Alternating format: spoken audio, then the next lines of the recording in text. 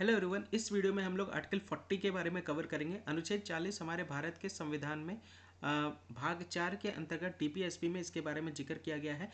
अनुच्छेद 40 में basically organisation of village panchayat के बारे में बताया गया है, यानी ग्राम पंचायत का संगठन के बारे में बताया गया है। ग्राम पंचायत को किस तरह से गठन करना है उसके बारे में बताया गया है। ये बेसिकली अगर मैं बात करूँ तो पूरी तरीके से गांधीयन प्रिंसिपल पे ये पूरी तरह से डिपेंडेंट है। देखिए, जब हमारा संविधान बनना तैयार हुआ था तो उसके लिए संविधान सभा का गठन किया गया था। तो जब संविधान सभा का जब गठन किया गया था तो उस समय गांधी जी वहाँ पे प्रेजेंट नहीं थे। तो संविधान सभा के द्वारा जितने भी सदस्य थे उन्होंने ये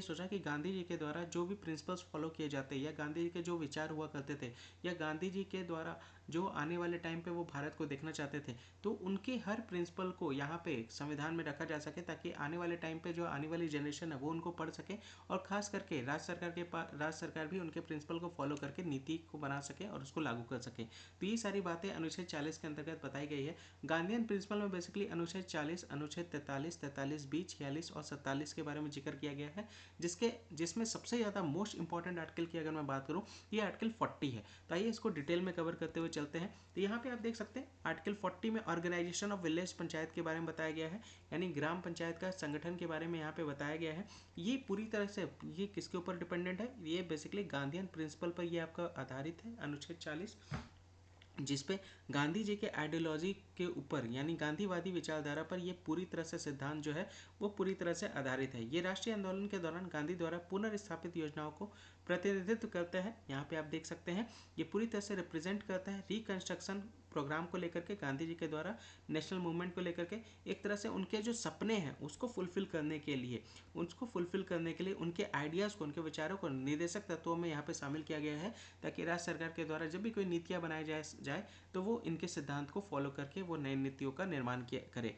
ठीक है, तो ये राज्य से अपेक्षा करते हैं। देखिए, राज्य से इनकी क्या रिक्वायरमेंट होती है कि एक तरह से विलेज पंचायत को वो ऑर्गेनाइज कर सके। देखिए, अगर मैं बात करूँ तो भारत में अगर मैं बात करूँ तो 3 तरह का आपको गवर्नमेंट देखने को मिलेगा। 3 टायर सिस्टम आप देख सकते हैं। एक होता है सेंटर, एक होता है स्टेट और एक होता है लोकल। ठीक है, तो यहाँ पे आप देख सकते हैं लोकल सेल्फ गवर्नमेंट की बात यहाँ पे कही जा रही है, जो कि इसी के अंतर्गत आर्टिकल 40 के अंतर्गत अगर मैं बात करूँ तो 73rd और 74th संशोधन अधिनियम के तहत पंचायत और म्यूनिसपैलिटीज़ का यहाँ पे निर्माण किया गया है। ये ध्यान रख सकते हैं, ये इसमें बहुत बार ये क्वेश्चंस निकल करके आते हैं। बीपीएससी, एसएससी में बहुत सारे क्वेश्चंस आपको इस तरह से निकल करके आते हैं कि पंचायत और म्यूनिसपैलिटी का निर्माण किस अनुच्छेद के अंतर्गत होता हुआ है। तो ये ध्यान रखिएगा, आर्टिकल 40 के अंतर्गत ये आपको देखने को मिलेगा। तो ये लोकल सेल्फ गवर्नमेंट का यहाँ पे निर्माण को लेकर के यहाँ पे बात कही जा रही है, जो कि आर्टिकल 40 के तहत इसका निर्माण हुआ है अंडर 73rd एंड 74th संवैधानिक संशोधन अधिनियम के तहत।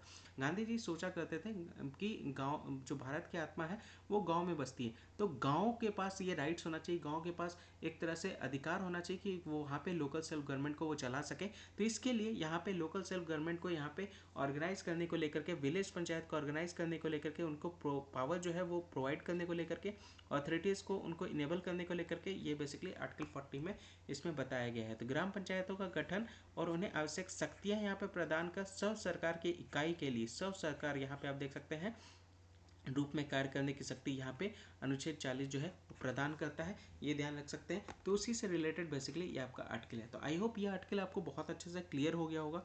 बहुत इंपॉर्टेंट आर्टिकल है, याद रखिएगा गांधीयन प्रिंसिपल से रिलेटेड है। तो अच्छे से आप इसको कवर कीजिएगा, एक बार और वापस से वीडियो देख लीजिएगा तो और अच्छे से आपको क्लैरिटी आ जाएगी।